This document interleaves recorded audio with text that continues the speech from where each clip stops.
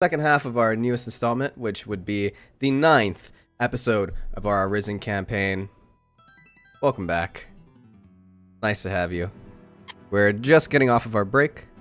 A little update for maybe some of you that are some of you that are a little news. At the center of our session, we take about a 10-15 minute break just to like refill and refreshment, but it's also an opportunity for those of you who are watching live to be able to interact with us, chat, get some of your questions answered, kind of just in the middle of the show, hear about what we're talking about, the things that we're commenting about. It's always a good time, just hang out with us.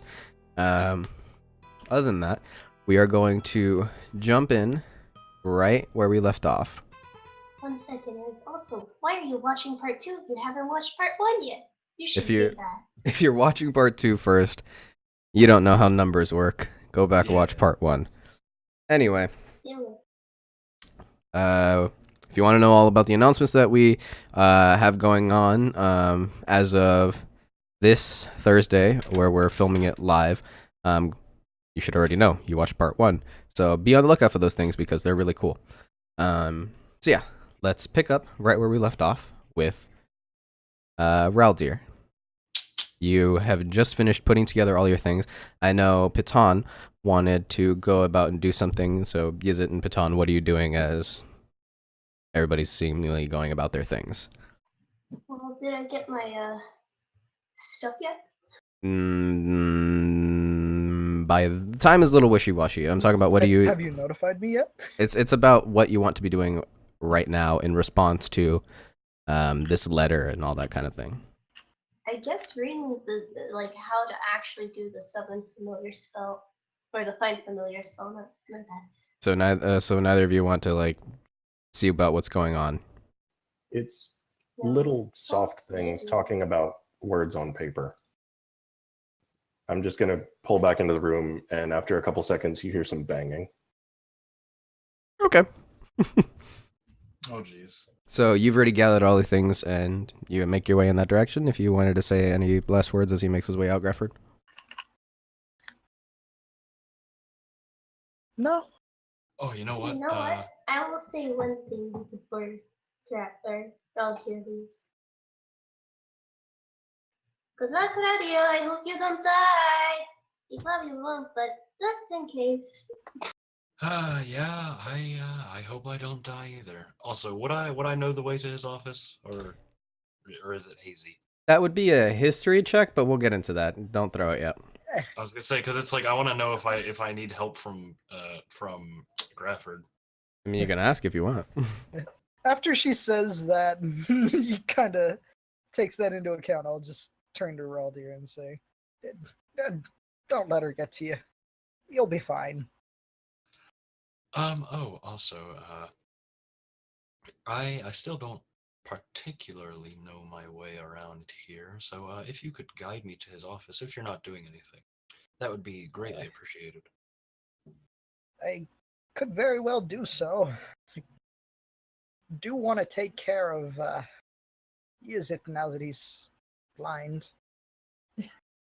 He's gonna be like that for a while. No, this is after. This is after? This is nine days in, remember? Oh, that's right. No, I'm not doing anything. Rewind. Rewind. No, I'm not doing anything, so I could very well join you. Okay. So you're going to be going first then?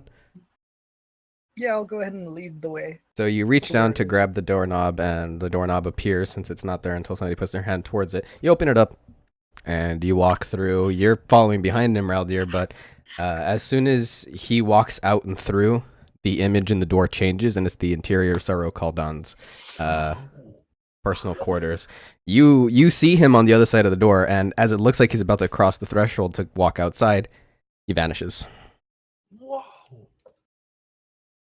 Yo, that's awesome. All right, yeah, I got it. Do I know what happened? Nope. I'm gonna go through, because it's cool. So you walk through, and you're in the room with, as if you had just walked in over there. So there's 8 of the metallic humanoids, 4 on your left, 4 on your right, and they're a little bit spaced, and there's 2 behind you that have the doors opened. And they shut behind you and go back for a total of 5 on either side. And you look all the way down. It looks exactly the same way it was the first time you entered, and you see Sorrow off to the right, Varnal's in off to the left. Okay. I suppose I will approach Sarah Kaldon. Or go that way. Just kind of until he says something.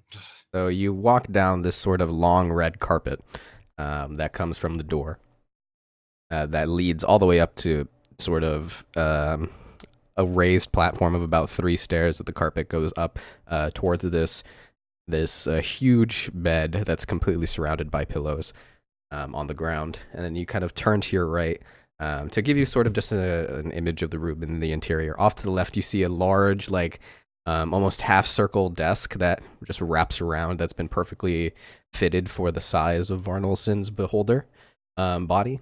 And he kind of just floats in the center of it, and you see all sorts of things just being magically lifted and moved around. But to the right, you see Sorrow with his back towards you, facing his desk, and what looks like half of a stone body that's the waist down. Ooh. It just seems to be a humanoid body that's rather large, as if your torso, like the width of your torso, would be one of this thing's thighs. It's huge. Oof. Jeez. I'm not gonna say much about anything, but I'll walk like into his line of sight, like up to the front of his desk. His desk is up against the wall. Oh, okay. Well, then I'm gonna go over. I'm gonna say, you wanted to see me? Draw. He's gonna turn around and he's holding a 6-round revolver in his hand. Roll initiative. Ooh. It's the fight I've been waiting for. All right, 17. Let's put on some music, why don't we? Dun, dun, dun, dun, dun, dun, dun, dun, dun, dun, dun. That's copyrighted. Stop. Copyright space battle theme music. Insert here. We'll just use this track. It's a little slower. It's a little slower. That was perfect timing. Huh. Okay. What'd you throw total? 17. 17?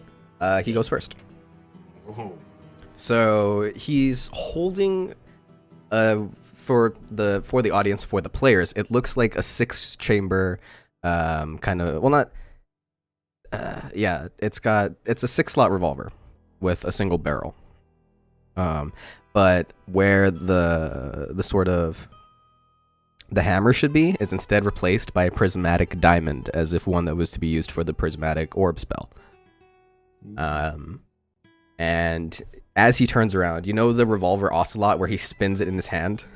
Yeah. He like spins it once, and then with his thumb spins the orb, and it spins and it rapidly changes colors until it stops on red, and then he fires out 2 shots of what look like these small brass casings.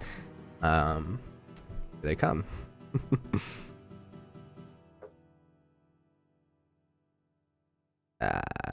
Dice roller. There we go. Let me add modifiers. So the first one is 16 and the second one is 21. Jeez. Yeah, they both hit. Jeez, his modifiers are insane. Plus 12? Okay. You would have to roll a 1 to not hit me. Really? My armor class is 13. Well, if it needs to beat your armor class. Well, yeah. Oh yeah, but a two 1 plus would beat 12 is it. 13. I'm great at math. Okay, so the damage is several things.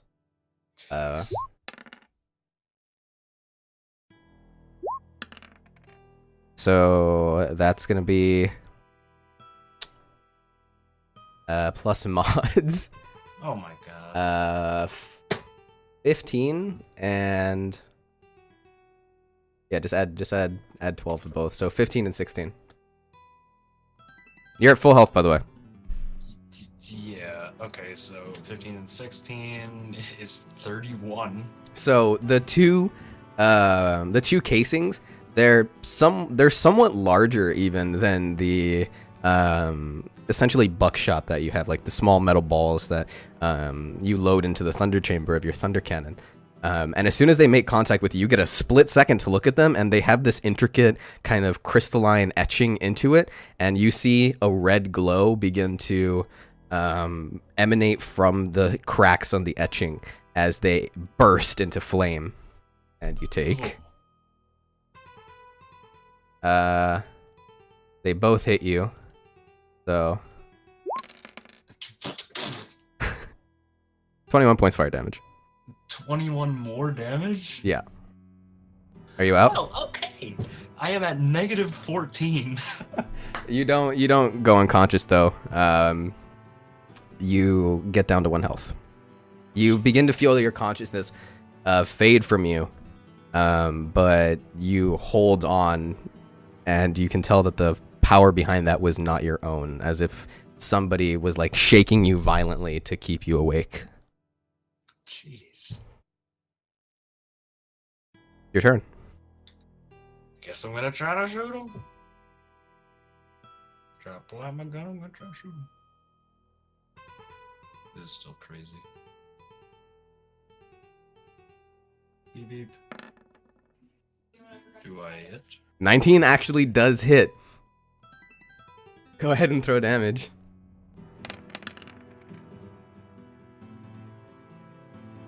So, okay. You immediately pull up your thunder cannon, realizing and feeling like you're in danger, and you fire it off. It's already preloaded since you always keep it loaded.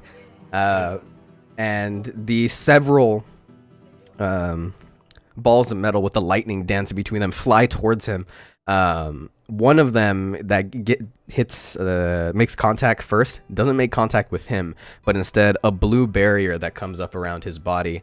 And then the other 4 metal balls shatter through it and hit him square in the chest, cutting through his clothing. Oh, very nice. Very nice. Do you still have a bonus action and your movement? I am going to move back. Okay, so how far until we reach the back of the room? I think Like, I can the show you. opposite side. Yeah, I can show you. Ooh. I just need to put the people down. Yeah. Oh, I totally forgot to mention the large fuck-off shelves with all of the various materials.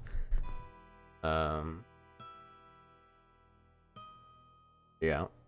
So, you're there. And I'll begin to put everything else down, so... Where do you want to move? He's directly to your right. Okay, so Give me a like second. right here. No, I meant across the way at his desk. Oh, okay. I was gonna say when you He said was right. just within range to shoot because you have a 60-foot range with that gun. Yeah. Okay. Cool. Okay, so wait on. I was just in range. Yeah. Okay.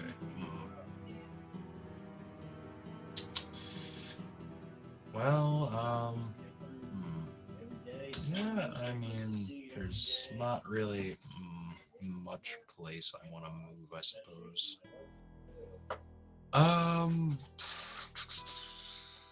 Can I?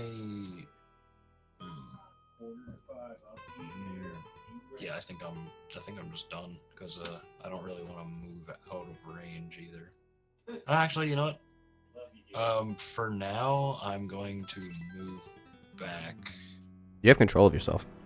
No, yeah, no, I'm just counting how much I want to move back. Or, I think I'll go back 20 feet. If there's nothing in my way. Yeah, there's nothing in your way. That's pretty open. Okay. Yeah, I'll move back 20 feet. Okay.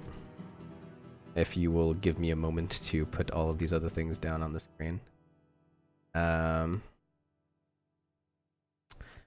So. Alright.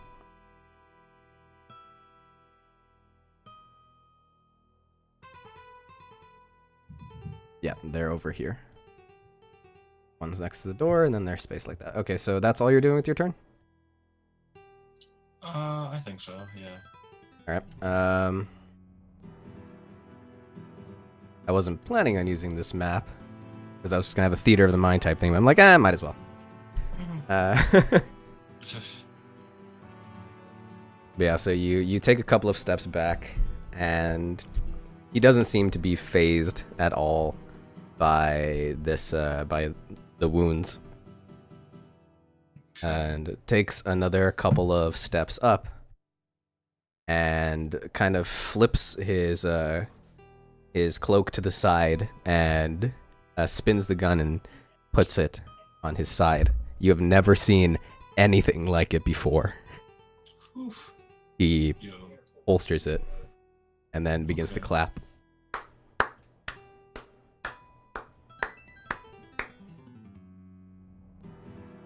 At this, I suppose I'll just put my thunder cannon away. Okay, combat is over. Okay. I suppose I'll also slowly start making my way over, seeing as he now holstered his gun. So, like... As you approach, he's just slow clapping. Okay.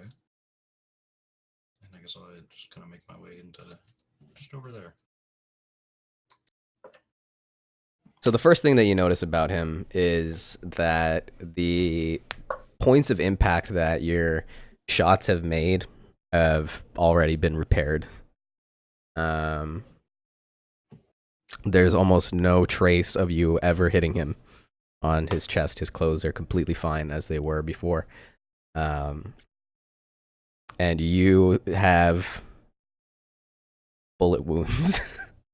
Yeah, I'd imagine. I mean, I got knocked down to -14 at first. So he's going to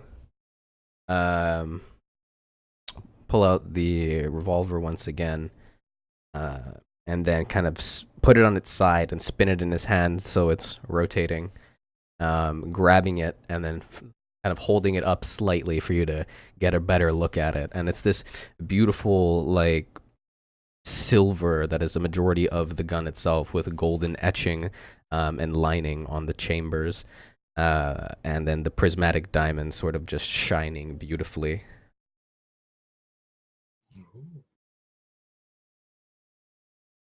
Ooh. Okay. I'm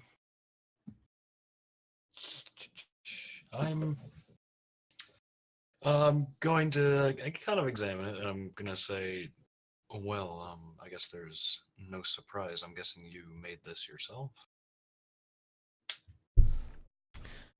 After seeing the potential to combine metal with magic to fire off these magically prepared projectiles, I just had to experiment with it myself.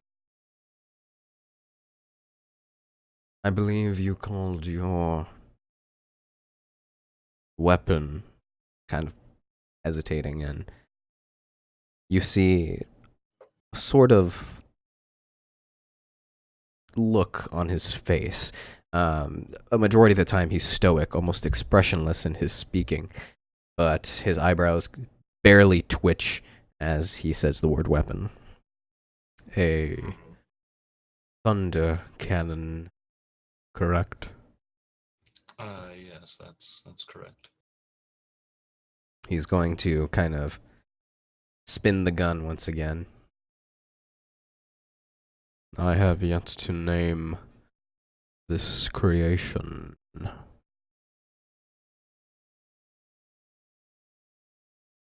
And he's gonna kind of lift it up, and for a second he's gonna point it at you, but then he's gonna move it slightly, spin the diamond with his thumb once again until it settles on this sort of greenish color, fire it off, and it's gonna hit the back of one of the metallic humanoids, and he's gonna fire it off twice, and 2 bursts of green light are gonna emanate from the impact points as acid begins to melt the metallic humanoid, and it falls onto the ground. Yo, he's so cool. I was inspired by your creation, Raldir, to create... Kind of looking it over, flipping it. This sort of weapon. Does he make that same face when he says weapon? He makes the same twitch. Not really a whole face change. Yeah, just a little. Well, it's definitely an honor for you to be inspired by one of the things I've created. These types of weapons can carry great death in their wake.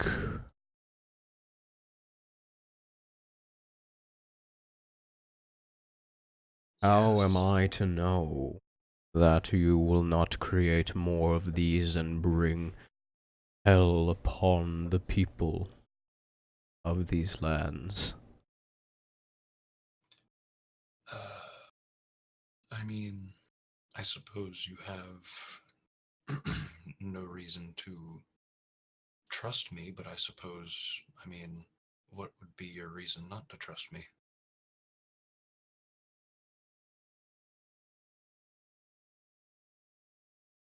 He's gonna lift the gun up once again and point it at you. With this small and simple weapon, I have the ability to take one's life in an instant. And I could end a potentially world-ending problem in front of me at this very moment.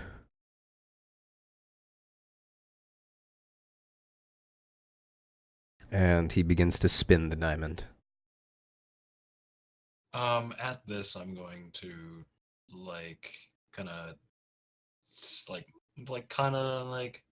sidestep a little bit, step to the side.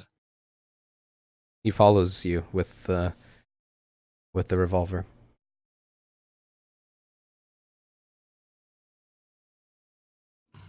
At this, I'm gonna kind of put my hands up, kind of surprised. Well, by ending me, you wouldn't be ending a problem. You'd just be ending a life with no reason. You are the only man that I have ever met that has the potential to create a weapon so dangerous. And I have met many people in my lifetime. The diamond stops on this bluish color.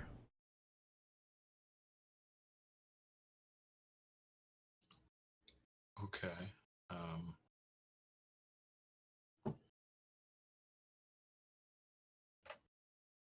Well, I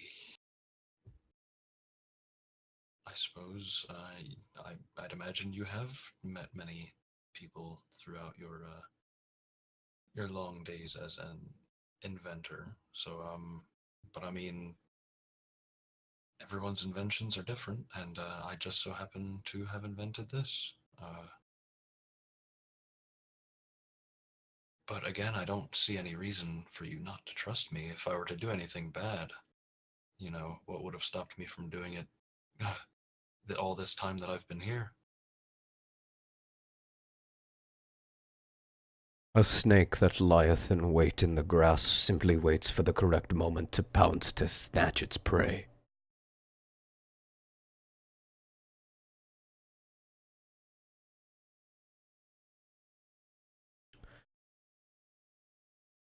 He takes the revolver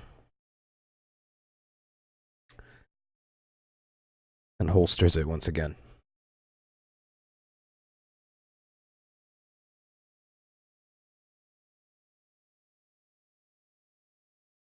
Arnold's Inn. Why did you save this boy's life? And it's at that point that you kind of turn your head to look over at the beholder, and one of the stalks that was facing the sort of facing the conflict immediately turns around. Ooh.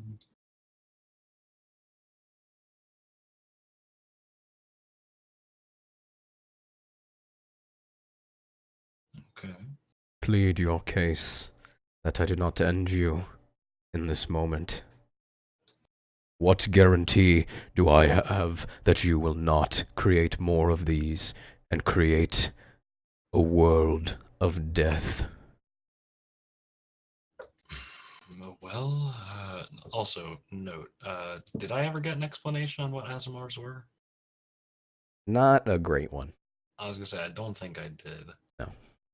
Yeah, okay. So I can't use that as an excuse. Well, I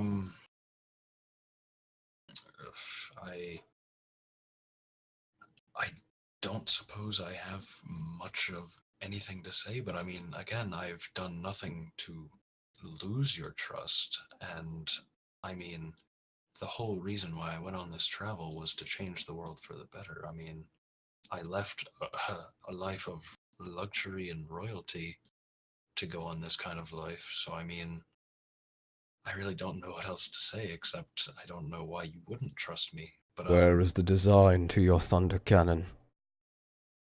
do I have any sorts of blueprints? You didn't bring any with you. Wait, are they still back at my home? They're back at your estate, yes. Oh. They're in your Well, workshop at your estate.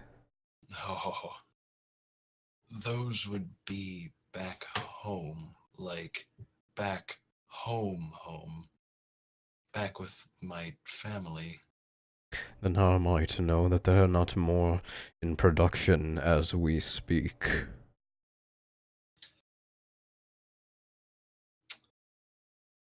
I mean, I was the one who drew up those blueprints for it, those designs. I highly doubt anyone could even understand them. If you leave a man in a room with a box, the box will be open as time counts. And the man will take the box and learn to create a box with enough time. Do you understand what I am putting across to you, Roldir? Yes, yes.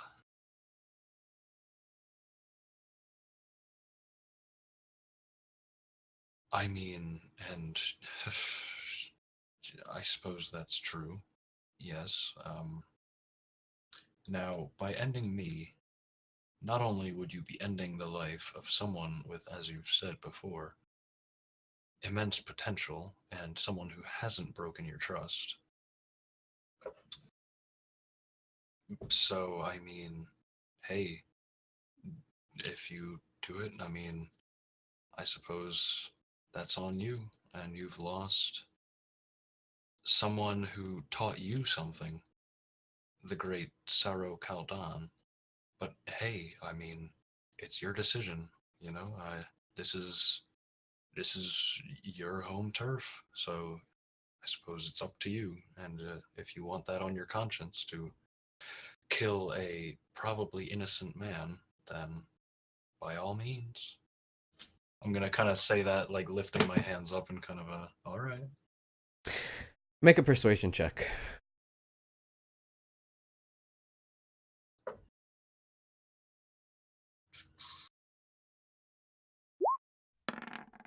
That is a 14.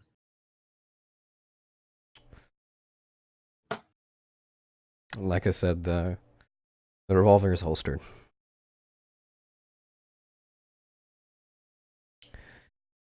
He puts an arm out in your direction, and the gauntlets that have these sort of bluish energy that kind of just radiates off of them.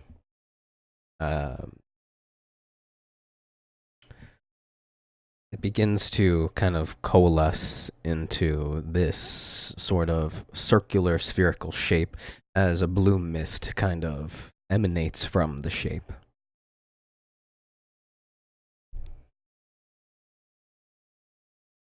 Okay. Can I possibly make an Arcana check to see what he's doing? Let me check something. Okay.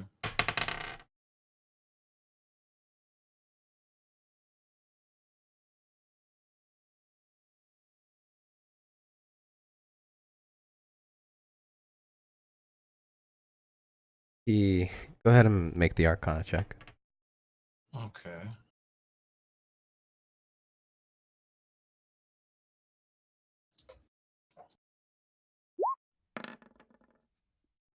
That is a 20. A unnatural 20. You think that it's some. You can tell that it's something that at first you believe to be some sort of ice, but there's no feeling of cold around you at all, and it doesn't even seem to be anything from that school of magic.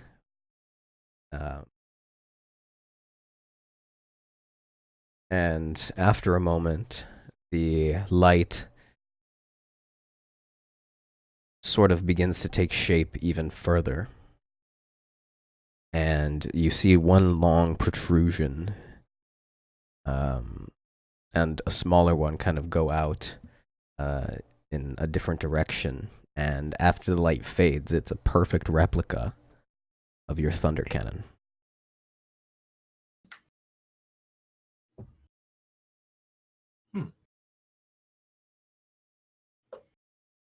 And kind of just holding it out with one arm, the large rifle.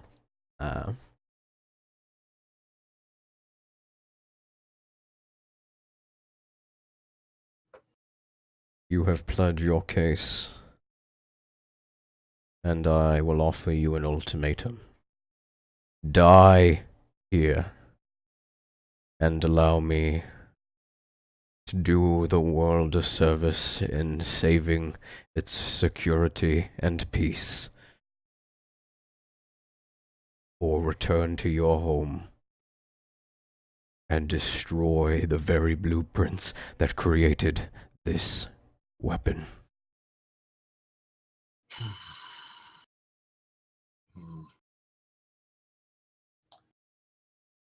Well,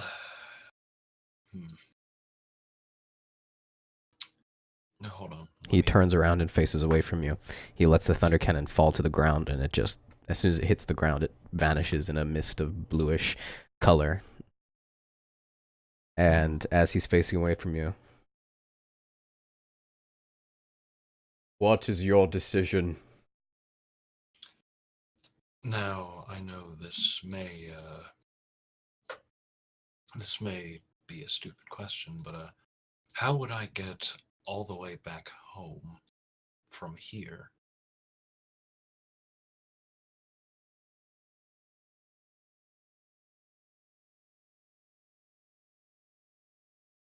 Is that your decision?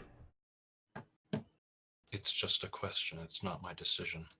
How would I get home? And would I be able to return after destroying these blueprints? Make a perception check. Okay.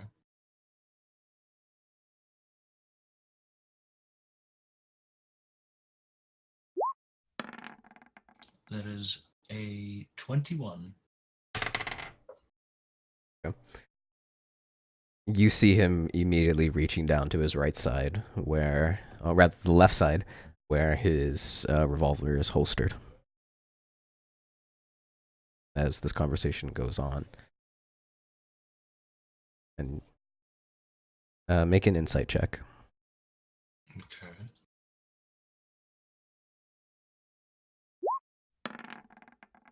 Wow.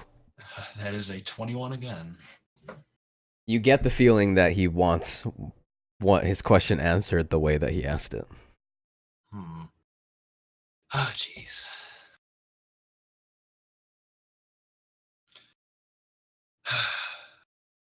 I suppose I'll go home. And I guess I'll destroy the blueprints. You see an envelope begin to float towards you from in front of him. At first it's concealed and it flies around his left side, and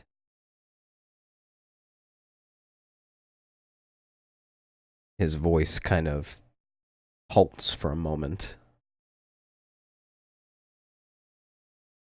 You are officially tasked with finding and destroying these blueprints and ending the life to secure the security of the peace of this world, to destroy and eliminate anyone who has replicated these blueprints. Return to your captain and prepare to leave in 5 days. Okay. I will do that. So the envelope floats up to you.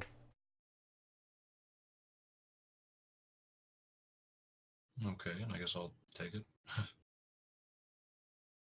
And as soon as you grab the envelope, he puts an arm out and nothing happens. But then as you look over to the side, you see that the metallic humanoids have opened the large double doors.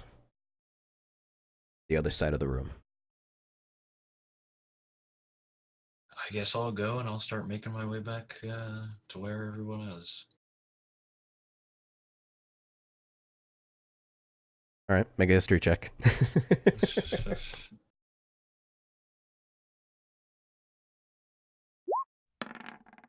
17. Yeah, you remember how to get there, since the connection to this room is sort of at a crossroads almost, of kind of the central area, since there's the departure and arrival station just across the way. You just take a left and get back via memory. Meanwhile, while that was going on, Grefford, what were you doing? I was going to regularly. No, actually, I wanted to go ahead and make my potions, the ones that I'm missing. Okay. Oh yeah. Did you want to wait till the 9th day to do that? Yes, specifically the 9th day. Okay. So, you hear clanging and clattering. And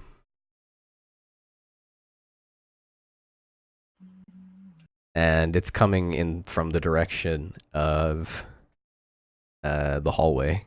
Very loud and like what sounds like wood breaking. As you're kind of you hear the first crash of noise just as you kind of set your alchemist satchel on one of the nearby tables. Mm-hmm. So what are you doing?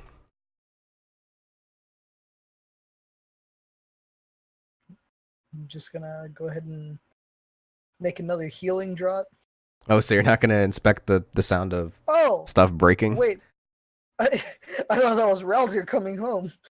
I thought you were talking to him. No. Oh no, I'm gonna go check what's going on. Okay, so you head over there and you're kind of listening, and it's getting louder and louder and louder, and you can hear it coming from inside of Yuzit's room. I'll go ahead and knock on the door, and it falls inward.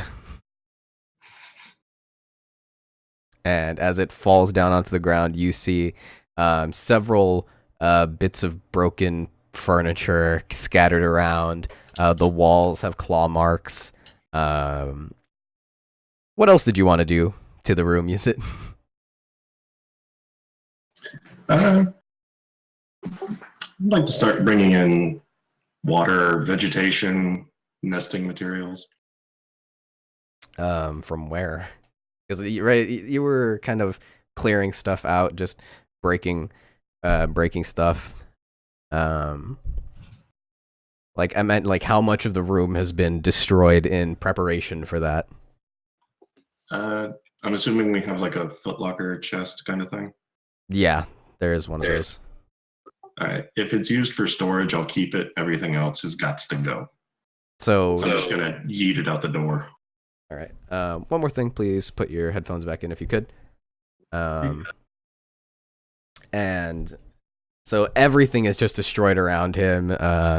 The bed that was there is destroyed. The table that was there was destroyed. There was an empty bookshelf in the room. It's everything inside of here that was once beautiful furniture is now tinder, to be used for a fire.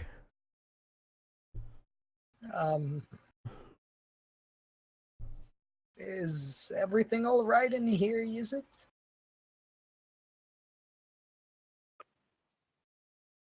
Gonna kind of turn from rooting around through the tinder and just look at him and be like, make nest.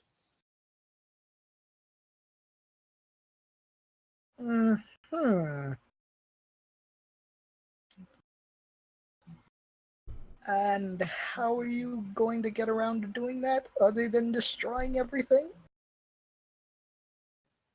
Need water, need plants.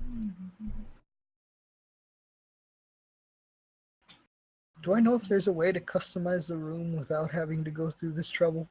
You could talk to the whatever quartermaster is nearby. You're not entirely sure since this wasn't the same district that your previous quarters were with your previous team. So you don't know the person personally, but you know that they would be the person to talk to about this sort of thing. Which this sort of thing would be technically considered under accommodations for dispatch team members underneath that article. Okay, let me go ahead and I don't know if I have that here. Yes, it is on your document, isn't it? Wink. Ding! It's actually not. It is, though. Wink. Ding! Oh,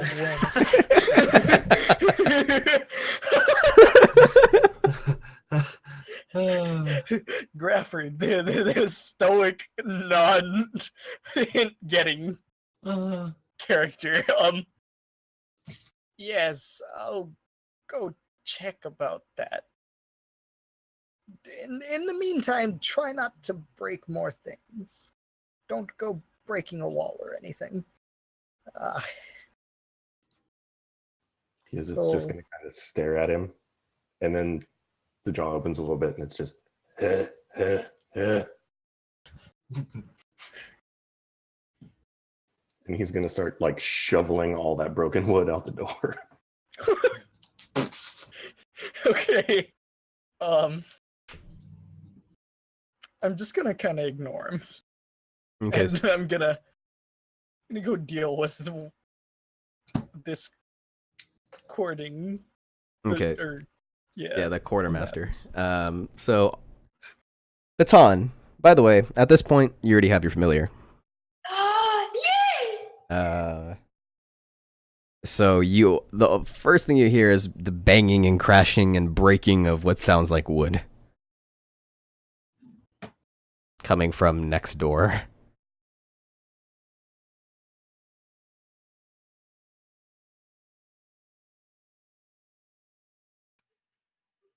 What's my? Say again? Oh my. What is going on in there? Are you gonna like go out into the hallway? Just say what you're doing. You know what? I will. I'll go out in the hallway and check what's going on.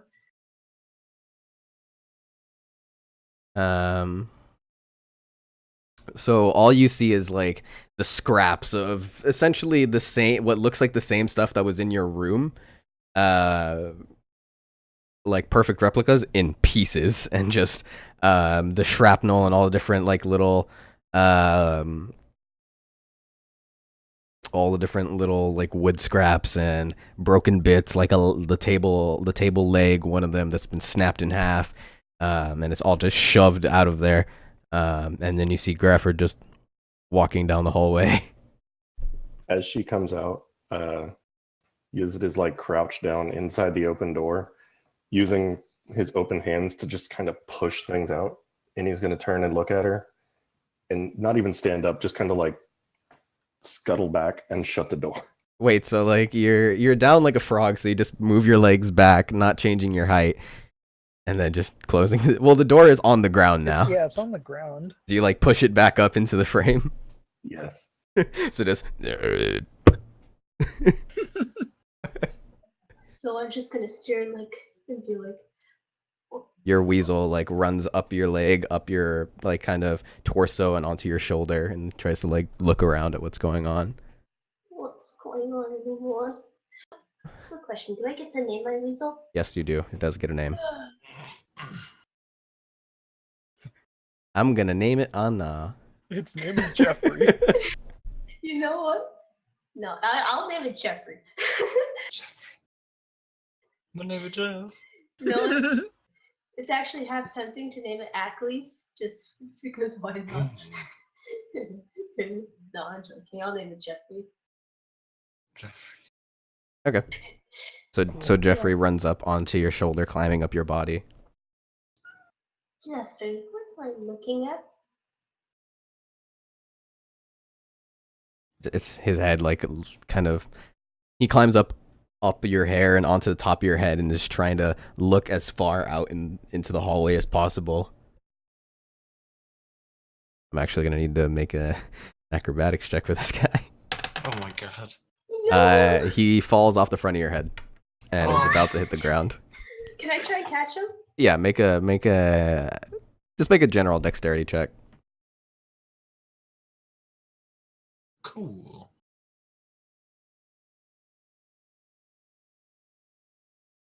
Waiting for Angie to throw the dice. Almost was a natural one. There goes Jeff. So yeah, like you just put your arms out. It's not that hard to catch him. Like he was falling right in front of you, and He's a very long weasel, most likely. so you grab onto him. And if there's anything else that you want to do, I'm gonna continue reading the book so I can get to know more about the weasel familiar. okay. Then we're gonna go head over to Grafford. You make your way out. Still no sight of Raldir, and make a perception check. How long has it been since Raldir left? It's been about 5 minutes. Okay. Yeah. Make a perception check. Bada bing. It's a 14. A 14? Yeah, you spot them. It's there's a guy walking around with this sort of long scroll of parchment that it looks like it rolls down onto the floor, kind of like the way toilet paper does when you roll it out across the floor. And it's just following behind him as he continues to walk. It leaves a long trail of the parchment. And he's just walking around, making sure a couple of things. There's a few people going in and out of each of the housing units, and he's just like kind of looking up at some of the nearby windows, nodding his head a bit, and then writing something down, and then continuing that process. Do I know the name of this person? Make a history check. Cool. Let's go ahead and that's a nature. I don't want that. That is a 22. You're not super familiar with this guy, but you know that his name is God. I wrote this name before all these memes came out, but his name is Joseph. And and he has brownish hair. And he's just sort of walking around. He's about like 5'2". He's not that tall. And you've had minimal interactions with him. So, all right, I'm gonna go ahead and approach him, and when I'm within like 10 feet, not 10 feet, sounds good. I'm gonna go ahead and call out his name. Excuse me, Joseph, was it? Yes?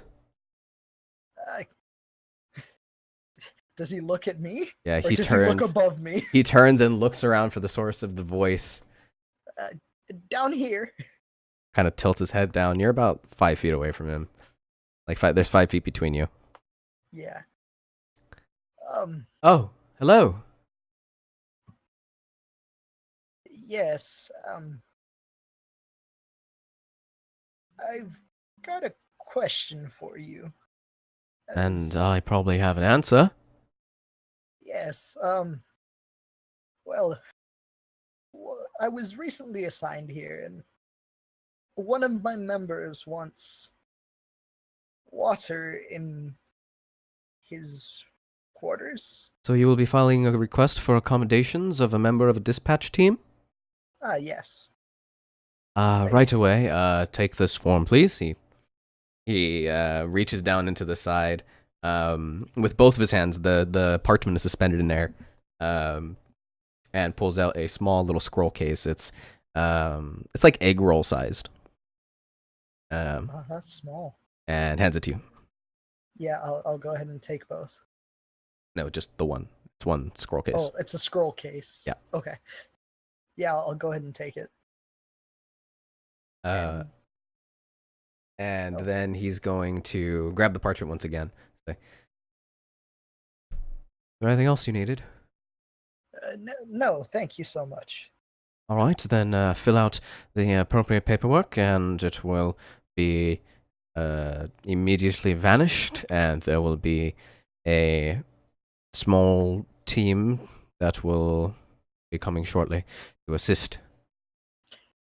One other thing. Should I state the current status of the room on this parchment? Yes, if there is anything wrong with the current assets of the room, the current furniture, then it needs to be marked down. Especially if there are damages. I'm gonna kind of like nervously look a little nervous and just. Okay. Yes. That wasn't a great roll. I'll go ahead and do so right away. He looks you up and down. Happy to help you. As you make your way back, so you go inside. You kind of glance into the hallway. There's more stuff than there was before. About half of the hallway is taken up with the wood scraps. So you're just gonna fill out the paperwork? I'm gonna walk on top of the rubble and look in Yizit's room. Just kind of. Oh, the door is back where it was. Oh, is it? Yeah, he pushed it back up. Loosely. Yeah, it's not perfect, but a majority of the view is Jeffrey starts starts running around. I'm gonna see about opening the door without having it fall inwards. Just make a dexterity check. Okay. 14. It falls inwards. Another thump. How much more of the room have you destroyed? That was about all that he could do before Grafford told him to stop. So he's just kind of hunched down off to one side, chewing on like a goat leg. Suddenly, Is it? Jeffrey runs into the room. Oh. Go ahead. I will have this paperwork done, and by the time it's done, there should be a crew coming in here to fix the room the way you want it. So come with me, and we'll go ahead and see how you want this done. Yes, it's gonna stand up and just kind of like toss the goat bone over into the corner and walk out. Okay. So you fill out the paperwork, and as soon as you sign off on it, how much of the damages are you going to report? All of it. That's what I thought. So you're gonna, you sign it off, and then it immediately kind of begins to evaporate, like into these small bubbles that pop into nothing. And then about 10 or 20 seconds later, you hear a I'll go ahead and open the door. there are 3 people there. Make a history check.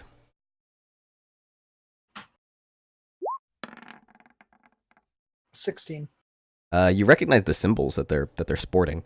2 of them are from the Department of Natural Studies, and one of them is a member in the Department of Supply and Transportation.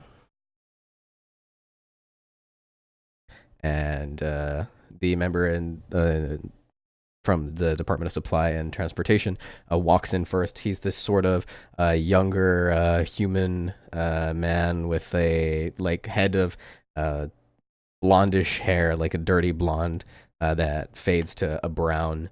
And he looks at you and says, "So we're here to accommodate a dispatch team member, it would seem." Yes, that would be him, and his room is. We're aware. Oh, That will be deducted from your compensation for the next mission. And they immediately walk in. yeah, I'm gonna Yuzit- just nod. Yuzit, hearing this, he knows what compensation is, right? That's a word he's heard before. It's been used around you. But he knows it's like money, or his understanding of it. If you're unsure, then we can make a dice check for it. Like you as a player. He's familiar with money, like the little yellow circles, Yeah. but I don't know if he knows the word compensation. All right, then make an intelligence check. Oh, this is going to be great. 15. Well, you know that the term compensation can mean multiple things. Sometimes it's been used for meats. Sometimes it's been used for shiny discs. Sometimes it's been used for other things like parchments. And you're not quite sure which they're referring to. Well, I'm not giving them my meat. So I'm going to reach down into the pouch at my side, and how many coins would fit in his hand? About 15 gold. You got big hands. All right. He'll pull out 15 gold and drop it on the table. They don't even seem to have been paying attention. They were talking and walking, and they already moved into the hallway and saw. They're kind of standing in the area of the hallway as they walk past you, and kind of stepping over the debris.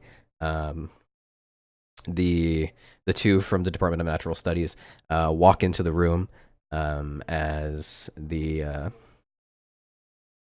blonde-haired one kind of turns back from the threshold and says, "Well, come over here so you can decide how you want it to be." All right. He's going to completely forget the gold on the table and walk over. So, the type of compensation that you wanted, what are you looking for in design? Swamp. Swamp it is then. And the 2 other ones, they kind of have like these, they're very, very rest in these sort of designs that resemble like ivy and just vegetation, and both of them kind of just begin to step into the room and put their hands out, and the room kind of begins to change in its shape. The wood begins to stretch outwards, and while one of them does that, then the other one kind of leans down, and a small pit is forming that grows and grows and grows, and that one puts an arm out, and then that begins to fill with water. And you watch as the room slowly turns into about a 5x10 of a swamp over the course of about 2 hours. So midway through this, Raldir, you make it home. And I'm probably looking pretty rough. Yeah, you are looking terrible. Well, first things first, I suppose I'm just gonna find Grafford. You open the door, and Grafford, where are you standing? I'm sitting in the chair that has yet to take the plastic off of it. What? Because isn't there like a little sofa sort of thing? It has a sheet on it. Oh, it's a sheet. Yeah, it's a sheet. Everything I'm is sitting covered in on sheets. the sheet. Unless in that first week you guys took the sheets off of stuff. I wouldn't do that because it would be like disrespectful. It's like going into someone's house, just like ripping their furniture apart. It's Hey, just now. a sheet that's covering it. I know, but still, I don't want to ruin people's houses. Maybe that's I'm how just they gonna- wanted it. Just gonna sit on the sheet. So he's across the room.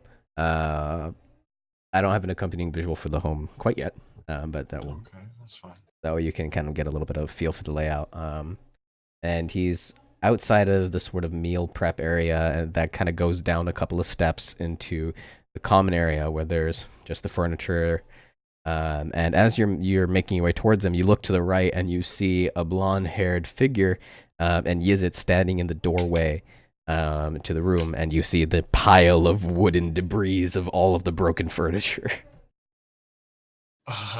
Acknowledging this, I'm gonna go to Grafford. And okay, so also you said it was a couch, so can I sit next to him? Yeah, he's laying down on it, but he doesn't take up that much space. Oh, okay. So I'm gonna like plop into the chair and or into the sofa. I'm gonna look over to him and I'm just gonna say kind of wearily, "It's been a long day." We're using the term sofa, but for more specific cases, it's a daybed. Like, if you Yeah, know what I that get is. it. Yeah. But yeah, it's been a long day. I can agree with that one. Oh, he looks bloodied. His clothes are burned, and he Oh. has two circular gonna wounds look in at his body. As Yeah, no, well, I he wasn't walks in. gonna- He walks in front of you to get to the where he's sitting. Oh, Yeah. Does he see Okay. through me? Huh? Does he see through those two bullet holes? No, Or- no. Okay, good. I was gonna say, yo, that'd be terrible. they're not I see they're you. not huge caliber sniper wounds. I know, but still, a Beep, beep. hole is a hole. Listen, so it's like I don't know. Maybe he could see, but I guess not. Phrasing. Continue. So Uh, I'm gonna when he passes by, I'm gonna sit up immediately like, oh my gosh, what the hell just happened? What may I ask what happened? well, I went to Saro Caldan's office. And did he try to kill you? He shot me multiple times. When he Can I uses that stick my head word, shot, you're surprised. Because these do not look like arrow wounds. Can I peek my head out the window or out the door and say something, like or listen to their conversation at least? You're all the way on the other side of the house. As soon as you look out the door, you see a rather handsome-looking blonde-haired man, and Yizit standing kind of at the threshold of the doorway with the wooden debris that have been shoved out by Yizit earlier. This is my chance to use my familiar. Can I use him to like walk over to Braldir and Grafford and listen to them? Yeah, so you tell Jeffrey to go over there and kind of thinking and focusing about how to do this. You kind of sit down and you focus and try and imagine looking through Jeffrey's eyes, and you close your eyes, and when you open them, you're really low to the ground, and you're standing in the hallway, but it's as if you were very tiny.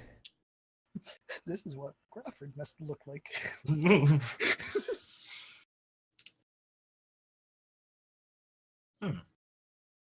And you feel like your hands and feet are both on the ground. Well, this is interesting. It sounds like a weasel, though. As I say that. So you're just gonna tell him to mentally go over there? Yes. Okay, so Jeffrey makes his way over into the common area, and you see them both sitting there on the daybed, and so for both of you, I'm pretty sure this is the first time you guys have seen the weasel. So a weasel walks out of the hallway and then kind of just sits down and like tilts its head and looks towards the both of you. I'm gonna lean into like Raldir. Is that thing there? I've never seen it before. How do you figure it got in here? I have no clue. Maybe, I don't know. I really don't know. Okay, also, note, you know what? Okay, so how big is this thing? Is this weasel? Looks like about a normal weasel. Like I don't small, know normal weasel size. Okay. So it's small, but it's like about the size of your keyboard, so would say. But it's really skinny. It's like small. It's the length of your forearm, but it's like as thick as a sausage. Yeah. Oh. Like a wurst. Like a bratwurst. Bratwurst? Yeah. It's like a ferret, basically. Yeah, it's like a ferret. Hold on. I got this. I'm going to take out my Helm of Comprehend Languages. Don't worry. I got this. I'm going to pick up the thing. Okay. I'm going to put it into the helmet. I'm going to put the helmet like top down on the floor. Would it be able to just so it's like to kind of put it in a little thing because it's like I don't know how this thing got in, and it's like you know how it's like you trap a bug in like a cup. Yeah. Like you slide the thing under. But yes, I'm going to do that, and with the front part of the helmet, I'm going to cover that with my backpack. With my bag. I was gonna say, as you do this, you notice Yizit's head really close to the ground, just kind of comes slowly around the corner. It's trying to track me down. Yes, I'm going to put it in my helmet and cover the front of the helmet with my bag. Okay. So as you see a helmet coming down towards you, are you gonna tell Jeffrey to do anything? I'm gonna tell him to try and avoid getting stuck underneath the helmet. So you're trying to do it slowly, right, Raldir? To like try and not get it to be scared and run. Yeah, I've had my fair share of. I'm sure I've seen my fair share of animals being around wood elves most of my life. So you're going really slowly to try and not spook it, and it just darts as soon as you start to go down towards it. Is it just gonna start to like run around? Yes. Cue the Benny Hill music. Oh wait, that's copyright. It is copyright. And it just begins to run around. Are you trying to like catch it with the helmet? No, I'm too beat up to do that. Yeah. Listen, like I'm not gonna be running around. I had to plop myself down on the couch because I was probably too weak. I'm gonna get off the couch and just kind of look back at Raldir and look back at the weasel that's just kind of running around and track it with my eyes. Okay, Running around in you circles. see Yizit kind of really low to the ground. Like in proper alligator stance. Yeah. Slowly They're still on slinking top of me. towards No. the weasel. I need you to make a stealth check. Oh, Yizit. Oh, jeez. this is going to be great because I'm in heavy armor. Disadvantage, baby. He's just gonna eat the familiar. So I get, Weasel I eat you for dinner. You get disadvantage, yeah. Please roll 2 20s. Oh no! In my weasel. Oh, my yes. So you immediately hear the clanking. You've heard Yizit move around. You immediately hear the clanking of Yizit's armor, and the weasel perks its head and turns towards it and sees the alligator. And I need you to throw a wisdom saving throw for the weasel. It's gonna get scared. the weasel's gonna have a heart attack. It's a Oh, 0. 0. So This is what I it put- is immediately terrified, and you're just along for the ride because you're seeing its eyes move. It's not like you are the weasel, and it immediately tries to run into the meal prep area, kind of around the granite-topped sort of prep station. Yizit, are you gonna chase it or just start to continue moving slowly? At this point,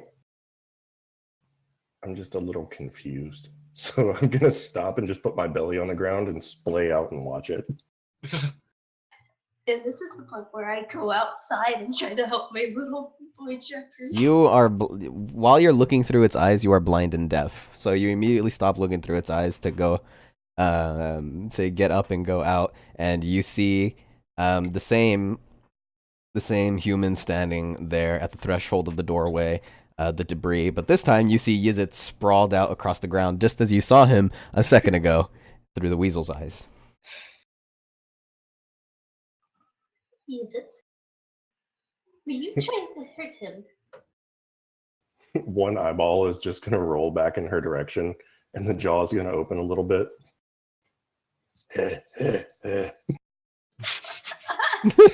We heard a little bit of an Alex laugh in there too. Couldn't help that one. So after I ask, I'm just gonna go over to my weasel and help him. You're gonna command him to come towards you once you cross Yizit, and he's going to run up your leg and up onto your shoulder and kind of just cuddle against your neck, like running its body around, as it takes its position with it. It's essentially like one of those those neck wreaths. It's like a scarf. Yeah, it's like a scarf around your neck. To be honest, that was what I was hoping it was gonna do. And it just hangs there, Huh. shaking. Well, now that you're here, Pitan, you mind helping Raldir get to his room? He's You know not what? feeling the greatest. At this, I'm gonna raise my hand and I'm just gonna lay on the daybed and I'm just gonna say, You're gonna I'm- lay behind Grafford. Well, no, I got off. Oh, did you Yeah, get off? yeah. Okay. And I'm I just thought you guys were gonna- gonna spoon. Oh no. Well, I mean, listen, we could. I'm like a tiny body pillow. It's like a teaspoon and a I'm the ladle. big spoon. What is it? But no, I'm just gonna lay there. I'm gonna be like, I don't feel like moving. I'm gonna stay here. Are you sure? I think I'll be fine.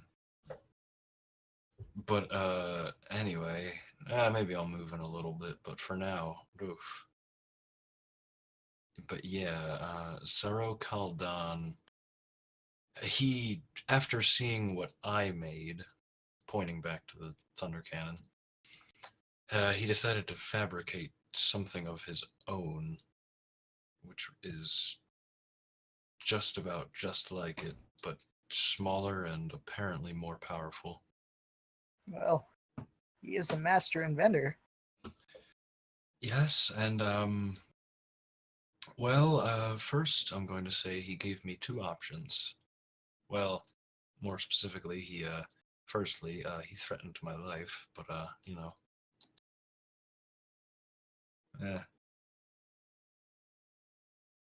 I'm just kind of like really really wide-eyed at him. he said with a weapon of this capacity, pointing again at the thunder cannon, that if I were to be some kind of an evil figure, I could do some great harm in the world, which I told him he has no reason not to trust me. Well, But to be fair, you did stow away on one of my friend's ships. yes, but I didn't do any harm to him. Not that I know of. Hmm. Neither way, if I were to do any harm, I probably would have already done it. Well, But that's beside the point anyway. The thing is, I'm alive, and he didn't end my life. But there's good news and bad news, which I'm going to sum up. The bad news is I have to destroy the blueprints for my thunder cannon and all the work I'd done for it. okay, and where are they? Well, that leads to the good news. That means we have 5 days to prepare, but the good news is We? that yes, he told me to tell you. Is, Uh is there no order?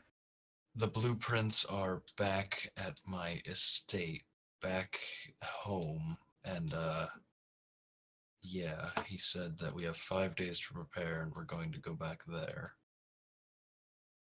So that's the good news, that we get to go see my home. Now, we have 5 days to prepare, and we're going to have less expenses than usual because of, look down at the sprawled out on the floor, is it? He's still Hello, eyes on family the dog. he's eyes on the weasel, but he's losing interest. So he's gonna kind of, without getting up, he's just gonna alligator around and go back to the room.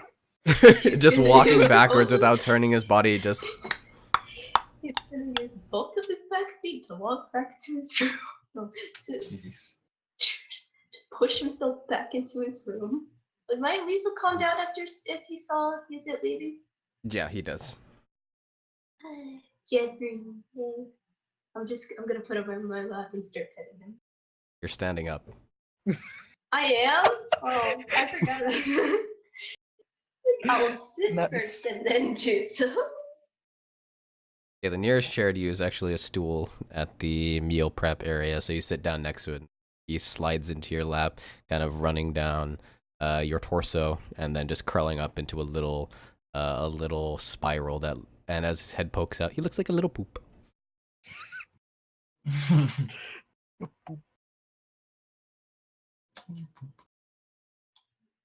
Weasels are superior. So, that's our designated mission then, right? Yeah, and we shouldn't have any problems once we're there. I mean, people of that area love me. So, we shouldn't have any problems. Well, that's good news, but if Saru Khaldan cannot trust you, what is to say that we can trust you as well? Well, I mean, we've been together for all this time. I mean, That's true, you haven't wronged me yet. yes, I could have easily, I mean, really, all those times I really could have easily just pushed you off the side of the ship and been done with it. But I didn't. No. You wouldn't have been able to fly that thing. But Well, what about besides when the you landed? point. Yes. We'll go there We'll destroy those blueprints. Yes. Yeah. It'll be nice to go home, see my homeland once again. What is your homeland?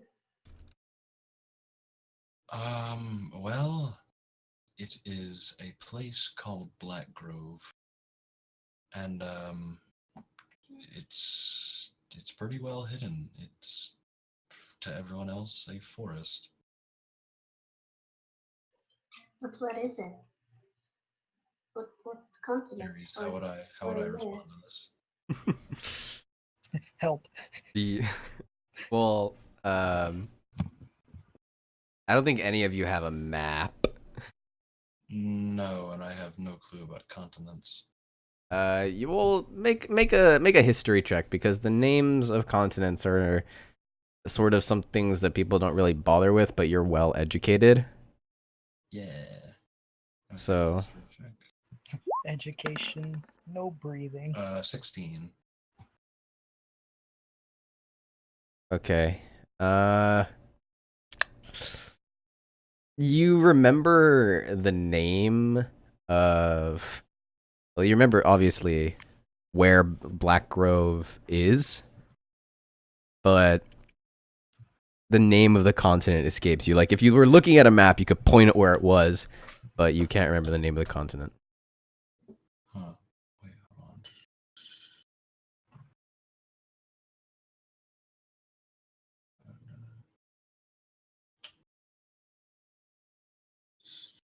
Oh, sorry, not Black Grove, Iron Grove. And I'm also gonna correct myself too in character. Oh wait, not Black Grove. Sorry, Iron Grove.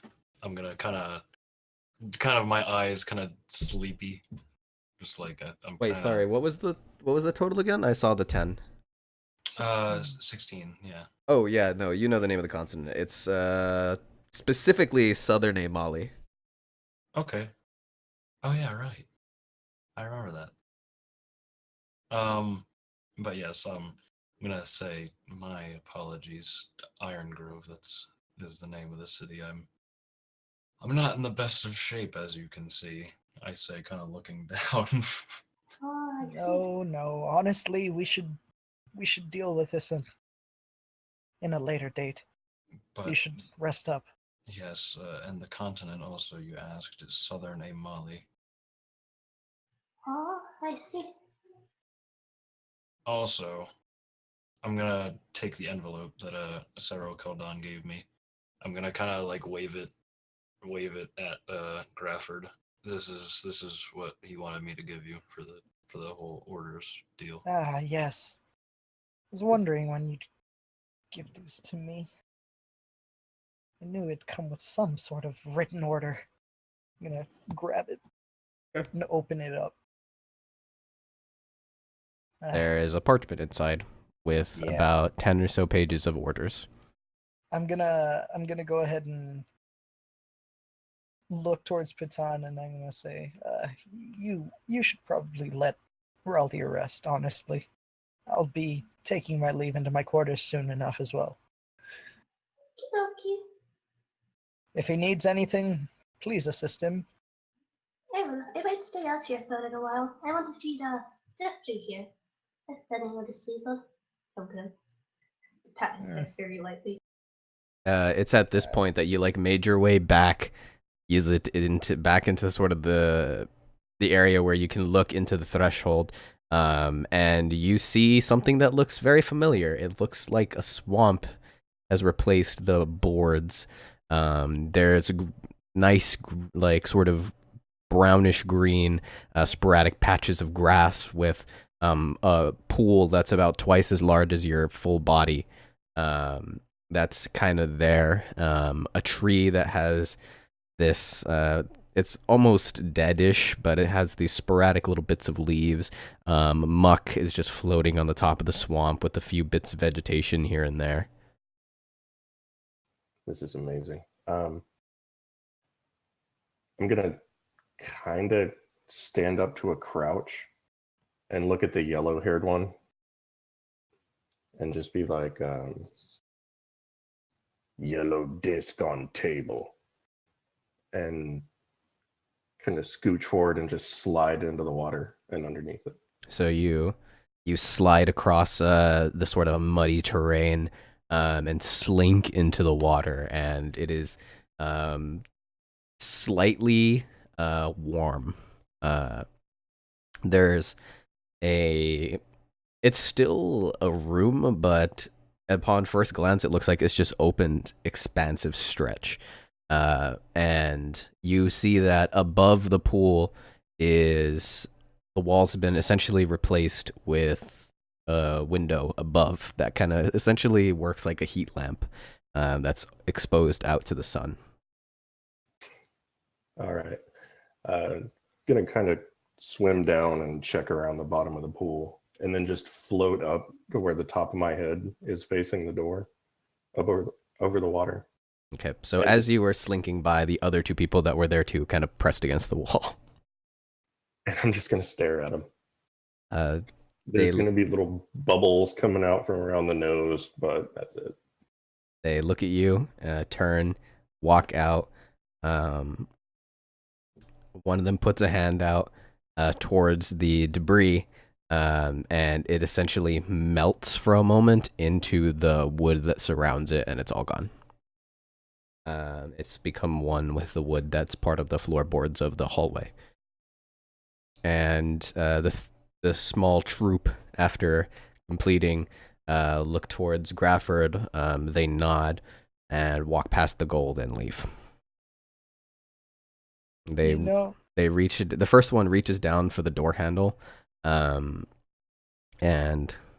a knob appears, but you're kind of looking out in that direction, Piton, and it doesn't open into the it doesn't open into District 7.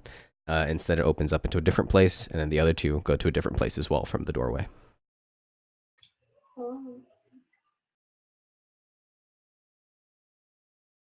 I was really afraid when Yizit took out that gold that he was just gonna yeet it at them, just chuck it full force. Just use it at them. Grafford, where are you gonna open the envelope and like look over the paperwork? I'm gonna unseal it in front of everyone. Well, in front of the two there, and then I'm gonna kind of close it again after I see that there was like 10 parchments in there. One thing that you notice is on one of the pieces of parchment, it says, "Read alone." Yeah, I was gonna. Well, I was gonna say, when I counted like there were 10 of them, I was gonna close it and go back into my room and then read it. Okay, so you go back into your room and close it, and it's at that point that everybody else, you're off the clock, disconnect. This is private. Okay. You're not allowed to watch the stream. I will tell you when to come back. Okay, I'll just for now. So, you walk over to your desk and you open up the envelope after you've already broken the seal, and you begin to go over the paperwork. It's mostly normal things, but you get to the last page. There's an extra page from the normal amount of pages that are to give you an order, and it's personally handwritten from Soro Kaldon. And you read it and you get the gist of it is, after the mission is completed, you are tasked to destroy Raldir's Thunder Cannon and kill him. And that's where we're going to end our episode. Thank you, everybody, for watching part 2 of episode 9 of our Arisen series.